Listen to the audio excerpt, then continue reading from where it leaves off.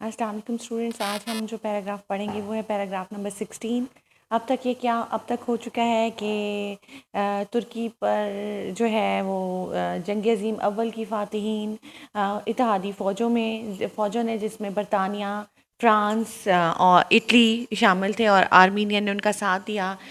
तुर्की पर हमला किया। पाशा महमद ने उनके सामने हार मान ली, उनको अपने साथ मिलकर हुकूमत बनाने की दावत दी, तुर्की की फ़ौज को ख़त्म करने का ऐलान किया। लेकिन वो तुर्की की फ़ौज जिसको ख़त्म किया गया, उसने इन इत्तेहादी फ़ौजों के ख़िलाफ़ रेजिस्टेंस शुरू कर दी। इस रेजिस्टेंस को ख़त्म करने के लिए मुस्तफ़ा कमाल को गवर्नर जनरल बनाकर वहाँ भेजा गया। मुस्तफ़ा कमाल ने बजाय अपनी फ़ौज को ख़त्म करने के, उनकी रेजिस्टेंस को ख़त्म करने के लिए उनको मिलाकर एक नेशनल आर्मी बनाई, उसमें आम लोगों को शामिल किया। पार्लियामेंट को अंकरा को अपना दारुल हुकूमत बनाया।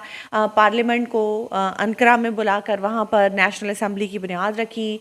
जो ग्रीक फोर्सेस आए दीन पर और ग्रीक डिस्ट्रिक्ट पर हमला कर चुकी थी, उनको अपने मुल्क से बाहर निकाला। इत्तेहादी फ़ौजों को शिकस्त देकर अपने मुल्क से बाहर निकाला और इस तरह से मेडिटेरेनियन सी में भेजने के बाद जो चेंज ऑफ गवर्नमेंट जो है वो पूरी तरह से मुस्तफ़ा कमाल के हाथ में आ गई। और ये 16 पैराग्राफ जो है ये वही बातें आपको बताता है कि जब इत्तेहादी फ़ौजों को बाहर निकाल दिया गया और ग्रीक फोर्सेस को मेडिटेरेनियन सी से बाहर धकेल दिया गया, उस वक्त जो है उसके बाद क्या हुआ। तो हम पढ़ते हैं। A long line of decorated cars entered इज़मीर। इज़मीर जो है, अभी कुछ दिन पहले इज़मीर में, कल मेरा ख़्याल इज़मीर में ज़लज़ला भी आया है। ये वही इज़मीर है जो बंदरगाह भी है और जो है बिल्कुल समंदर के साथ लगने वाला एक शहर है जिस पर यूनानी फोर्सेस ने हमला किया था। इज़मीर में एक लाइन डेकोरेटेड कार्स की दाखिल हुई ऑन द 9 सितंबर 1922। 9 सितंबर 1922 को इज़मीर में डेकोरेटेड कार्स की एक लाइन एंटर हुई ऑन द ईदर साइड, जिसके दोनों तरफ an escort mean body guards, हिफाजत के लिए हमरा थे, यानी बॉडी गार्ड्स के साथ, उसके साथ बॉडी गार्ड्स थे। उन कारें जो हैं वो डेकोरेटेड इज़मीर में दाखिल हो रही थी और उनके दोनों तरफ पे बॉडी गार्ड्स थे। वो बॉडी गार्ड्स कौन से थे? कैवलरी। ये वर्ड जो है ये हम जो है हमारा काफ़ी ज़्यादा ये वर्ड यूज़ होता है, कैवलरी। ये वर्ड है कैवलरी, इसका मतलब है घोड़ों पे बैठ के लड़ने वाले फौजी। माउंटेड सोल्जर्स या हॉर्स सोल्जर्स जो हैं, इसका जो है वो सिनोनिम होगा माउंटेड सोल्जर्स या हॉर्स सोल्जर्स, घोड़ों पर बैठ कर लड़ने वाले सिपाही। इज़मीर में 9 सितंबर 1922 को डेकोरेटेड गाड़ियों की एक लाइन दाखिल हुई जिसके इर्द गिर्द दोनों तरफ कैवलरी के फोर्सेस जो थे वो मौजूद थे और इसको एस्कॉर्ट कर रहे थे, उसके साथ हमरा थे। और in the leading car was Mustafa कमाल। एम के स्टैंड फॉर मुस्तफ़ा कमाल, और सबसे आगे वाली गाड़ी में मुस्तफ़ा कमाल थे, कमांडर इन चीफ, जो कि तुर्की के कमांडर इन चीफ थे of the free Turkish forces. आज़ाद तुर्की की तुर्की की आज़ाद फ़ौजों के कमांडर इन चीफ मुस्तफ़ा कमाल सबसे अगली गाड़ी में थे। और वो इसके अलावा कौन थे? द सेवियर का मतलब होता है बचाने वाला, रेस्क्यूअर या लिबरेटर, निजात दहिंदा, जो कि तुर्की के निजात दहिंदा थे और तुर्की की आज़ाद फ़ौजों के कमांडर इन चीफ थे। 3 days after the charge of government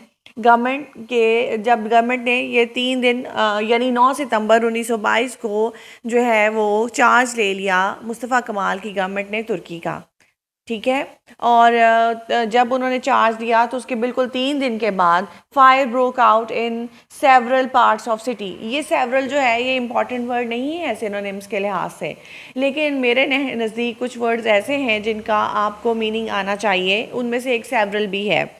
mean while का मीनिंग आना चाहिए, इंस्टेड ऑफ का मीनिंग आना चाहिए, डिस्पाइट का मीनिंग आना चाहिए, और इसी तरह सेवरल का मीनिंग आना चाहिए। ये वर्ड्स रेपिटेटिवली आते हैं और ये आपको इसका मीनिंग आना चाहिए। सेवरल का मतलब होता है कई, मैनी, ठीक है। Several parts of city at once, और पूरे शहर इज़मीर में जो है वो आग भड़क उठी, यानी बगावत, मुस्तफ़ा कमाल की फ़ौज के ख़िलाफ़ बगावतें होना शुरू हो गई। जैसे ही मुस्तफ़ा कमाल की फ़ौज के ख़िलाफ़ नहीं, सॉरी, मुस्तफ़ा कमाल की गवर्नमेंट के ख़िलाफ़ जो है बगावतें शुरू हो गई। आपको पता होना चाहिए कि बगावतें क्यों हो रही हैं, क्योंकि इसी मुल्क में एक सुल्तान भी बैठा हुआ है, महमद फ़ोर, जो सुल्तान है, जो इस मुल्क का बादशाह होने का दावा करता है। और दूसरी तरफ मुस्तफ़ा कमाल ने जब गवर्नमेंट का चार्ज लिया तो उनके ख़िलाफ़ फिर बगावतें होना शुरू हो गई उस गवर्नमेंट के ख़िलाफ़। 3 दिन के बाद ही जो इज़मीर है उसमें कई मकामात पर आग लग गई and the greater part of the city reduce to ashes. Reduce to ashes का मतलब होता है डिस्ट्रॉय हो जाना, ये सिनोनिम है और ये आपको ईडियम्स में भी वो दे सकते हैं। बाज़-औक़ात एक दफ़ा उन्होंने क्या किया था कि पिछले 1 साल का ऐसा पेपर आया था कि बुक के अंदर जितने इडियम्स मौजूद थे या जितने फ्रेजल वर्ब्स मौजूद थे उनको इकट्ठा किया, उनका एक क्वेश्चन बनाया और वो आपको दे दिया। तो ये जो साथ साथ है ये आपने नोटिस करते जाना है कि आपके अपनी जो टेक्स्ट है उसके अंदर कौन से इडियम्स और फ्रेजल वर्ब्स हैं। रिड्यूस टू एशेस का मतलब होता है तबाह हो जाना। और 3 दिन के बाद इज़मीर की बंदरगाह से ही उन्होंने यूनानी फ़ौजों को बाहर निकाला था। अगर आप पिछला लेक्चर देखें तो आपको क्लियर हो जाएगा कि मेडिटेरेनियन सी में धकेलते धकेलते उनको ले गए और फिर उनको अपने हिस्से के समंदर से मुस्तफ़ा कमाल की फोर्सेस ने बाहर निकाल दिया। तो इज़मीर का वो बंदरगाह है और यहाँ पर जब जैसे ही डेकोरेटेड कार्स जो हैं वो एंटर हुई तो और मुस्तफ़ा कमाल ने और उनकी फ़ोर्सेस ने, जिन्होंने अपने तुर्की को गैर मुल्की फ़ोर्सेस से आज़ाद करवाया था, 9 सितंबर 1922 को उन्होंने गवर्नमेंट संभाल ली। लेकिन तीसरे दिन ही बगावतें शुरू हो गई और पूरा इज़मीर का शहर जलकर खाक हो गया। तकरीबन पूरा इज़मीर जो है रिड्यूस टू ऐश, डिस्ट्रॉय कर दिया गया। मुस्तफ़ा कमाल, एम के जो है, एम के शॉर्ट फॉर्म मैंने लिखी है मुस्तफ़ा कमाल की। मुस्तफ़ा कमाल नाउ रियलाइज्ड का मतलब एक तो मीनिंग होता है महसूस करना और दूसरा मतलब होता है समझना। यहाँ समझने के मीनिंग में आएगा। नाउ मुस्तफ़ा कमाल रियलाइज्ड, अब मुस्तफ़ा कमाल ने अंडरस्टैंड किया, साफ तौर पर समझना, रियलाइज्ड, अंडरस्टैंड क्लियरली, वाज़े तौर पर समझना, साफ तौर पर समझना। अब मुस्तफ़ा कमाल ने ये समझ लिया, एट लास्ट, बिल आखिर, परसुएड। अच्छा, इस वर्ड को आप ना इसकी प्रोनाउंसिएशन ज़रूर नोटिस करें। ये परसुएड हम पढ़ते हैं, परसुएड, ये परसुएड नहीं है, ये परसुएड है, परसुएड, ठीक है, परसुएड, परसुएड। परसुएड का मतलब होता है राज़ी करना, कायल करना, उकसाना, कन्विंस, ठीक है, कन्विंस। बिल आखिर मुस्तफ़ा कमाल जो है इस बात पर राज़ी हो गए, इस बात पर कायल हो गए, इस बात पर कन्विंस हो गए कि क्या करना चाहिए, that the Ankara government to make an end of the puppet. Puppet का मतलब होता है कठपुतली और इसका जो सिनोनिम होगा वो मैरियनेट होता है, मैरियनेट, ये देखें लिखा हुआ है, कठपुतली, पपेट, मैरियनेट, ठीक है। Show in the old capital आपको पता है इस्तांबुल था और मुस्तफ़ा कमाल ने नया कैपिटल जो है वो अंकारा को बनाया था।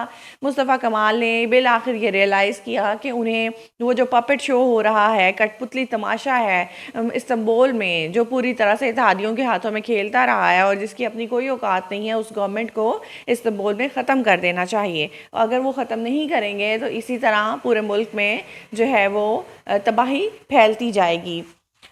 ही proposed means suggested, he proposed का मतलब तजवीज़ देना, suggested, उन्होंने सजेस्ट किया दैट सल्तनेट। अच्छा, इस वर्ड को भी हम उसको ये असल में उर्दू का या आप कह लें कि अरबी का वर्ड है सल्तनत, उसको ये वर्ड इसी तरह इंग्लिश में चला गया लेकिन इंग्लिश में इसकी प्रोनाउंसिएशन डिफरेंट है, वो है सल्तनेट, सल्तनेट, ठीक है, सल्तनेट। सल्तनत का मतलब होता है बादशाह के तहत आने वाली कोई मुस्लिम स्टेट या मुस्लिम बादशाह के तहत आने वाली कोई स्टेट या किसी बादशाह के तहत आने वाली मुस्लिम स्टेट, प्रिंसली स्टेट, आ सॉवरन मुस्लिम प्रिंसली स्टेट। सल्तनत का मतलब आ सॉवरन मुस्लिम प्रिंसली स्टेट, सल्तनत। उर्दू में इसका मतलब होगा सल्तनत। उर्दू में भी ये वर्ड है, इंग्लिश में भी है और बेसिकली ये अरबिक वर्ड है। शुड बी अबॉलिश्ड, अबॉलिश का वर्ड भी बार बार आएगा, सल्तनत का वर्ड भी बार बार आएगा। अबॉलिश का मतलब होता है खात्मा करना, abolished, abolished, put an end to, ख़त्म करना या डू अवे विद। ख़ात्मा करना। और इसलिए मुस्तफ़ा कमाल ने ये तजवीज़ दी कि कैपिटल जो ओल्ड कैपिटल इस्तंबुल है, पुराना कैपिटल था, जो सल्तनत उस्मानिया का कैपिटल था इस्तंबुल, अब मुस्तफ़ा कमाल का वो कैपिटल नहीं है। मुस्तफ़ा कमाल ने अंकारा को कैपिटल बनाया और वहाँ पर जो है नेशनल असम्बली को बुलवाया था। तो मुस्तफ़ा कमाल ने कहा कि जो इस्तंबुल में पपेट शो है, जिसने इत्तेहादियों के हाथों में खेल कर तुर्की के बहुत सारे इलाके जो हैं इत्तेहादियों में बांटने की कोशिश की, उस गवर्नमेंट को, और जो महमद के अंडर है उस गवर्नमेंट को ख़त्म कर देना चाहिए। इसलिए मुस्तफ़ा कमाल ने ये तजवीज़ दी कि तुर्की की जो सल्तनत की हैसियत है उसको ख़त्म कर दिया जाए, ताकि बादशाह जो है उनकी बादशाहत जो है वो खुद ही नल एंड वॉइड हो जाए। The grand national assembly gave the verdict. Verdict का मतलब होता है फ़ैसला देना। वो फ़ैसला जो अदालत देती है उसको वर्डिक्ट कहते हैं, जो या असम्बली जो फ़ैसला करती है उसको वर्डिक्ट कहते हैं। और इसका इंग्लिश में होगा डिसीजन या होगा जजमेंट। ठीक है, फ़ैसला, डिसीजन बाय कोर्ट या decision by assembly, constitutional decision, ठीक है, और जजमेंट इसका जो है वो सिनोनिम होगा। ग्रैंड नेशनल असेंबली ने ये फ़ैसला किया, और वो फ़ैसला क्या किया उसको इन्वर्टेड कॉमा में लिखा गया है। जो लाइंस नेशनल असेंबली ने जिन लाइंस में फ़ैसला दिया वो ये हैं: बाय द यूनानिमस। यूनानिमस का मतलब मुत्तफ़िक़ा, इत्तफ़ाक़ राय से, यूनाइटेड, यूनानिमस, यूनाइटेड, मुत्तफ़िक़ा, इत्तफ़ाक़ राय से, ये वोट यानी असेंबली में जो भी आप देखें करारदाद पास होती है वो वोटिंग से होती है, और तमाम असेंबली के मुत्तफ़िक़ा वोट से ये फैसला ग्रैंड नेशनल असेंबली ऑफ तुर्की की ग्रैंड नेशनल असेंबली ये फ़ैसला करती है सल्तनत इज़ अबॉलिश्ड, कि सल्तनत जो है, सल्तनत उस्मानिया जो है उसको ख़त्म किया जाता है, और तुर्की की जो बादशाह के नीचे आने वाली हैसियत है उसको ख़त्म किया जाता है। तुर्की में से बादशाहत का ख़ात्मा किया जाता है। सल्तनत इज़ अबॉलिश्ड मीन तुर्की से बादशाहत का ख़ात्मा किया जाता है। ग्रैंड नेशनल असम्बली मुत्तफ़िक़ा वोट से तुर्की में से बादशाहत को ख़त्म करने का ऐलान करती है। यानी अब तक आप देखें कि इसमें क्या हुआ है कि गवर्नमेंट जो है वो मुस्तफ़ा कमाल, ज़ाहिर है मुस्तफ़ा कमाल के ही हाथ में है, जिसने फोर्सेस को अपनी इकट्ठा किया, जिसने तुर्की को आज़ाद कराया, जिसने ग्रीक फोर्सेस के ख़िलाफ़ पूरा साल जंग लड़ी, जिसने इत्तेहादी फ़ौजों से अपने मुल्क को आज़ाद करवाया। तो गवर्नमेंट जो है मुस्तफ़ा कमाल के हाथ में है। मुस्तफ़ा कमाल जो है वो इज़मीर में जैसे ही यूनानी फ़ौजों को निकालने के बाद इज़मीर पहुँचे तो 3 दिन बाद इज़मीर में बगावत शुरू हो गई। इज़मीर जो है उसको तबाह कर दिया गया, जिस पर मुस्तफ़ा कमाल ने ये रियलाइज़ किया कि बादशाहत का ख़ात्मा कर देना चाहिए इस्तंबुल से, और ग्रैंड नेशनल असम्बली ने उसके ऊपर मुत्तफ़िक़ा वोट देकर इस बात का ऐलान किया कि तुर्की से बादशाहत का ख़ात्मा किया जाता है। इस तरह से ग्रैंड नेशनल असम्बली ऑफ तुर्की ने जो है खिलाफत उस्मानिया का, यानी कि तुर्की में से खिलाफत यानी बादशाहत, खिलाफत तो वैसे ही कहते थे ना, ये खलीफा तो नहीं थे, ये बादशाह ही थे, तो इन बादशाहों ने अपने लिए खलीफा का लक़ब इस्तेमाल किया हुआ था। तो इस वजह से उन्होंने कहा कि तुर्की में से बादशाहत का ख़ात्मा किया जाता है। इसके साथ ही जो है आज का लेक्चर ख़त्म होता है, लेकिन इसका जो नेक्स्ट लेक्चर है वो इसी की कंटिन्यूएशन है कि मुस्तफ़ा कमाल कैसे जो है गवर्नमेंट को पार्लिमानी निज़ाम देंगे तुर्की को, और कैसे जो है वो आखिरी सुल्तान जो है उसको तुर्की में से एग्ज़ाइल किया जाएगा। Thank you so much. अपना ख्याल रखिएगा और चैनल को सब्सक्राइब करना ना भूलिएगा।